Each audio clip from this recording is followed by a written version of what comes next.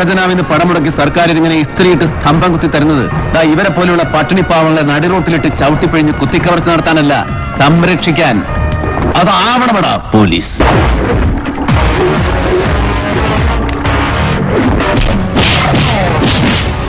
കൺമുന്നിൽ നിന്ന് ഇങ്ങനെ കുത്തിപ്പിടിച്ച് കൊണ്ടുപോകും ഞാനിവനെ.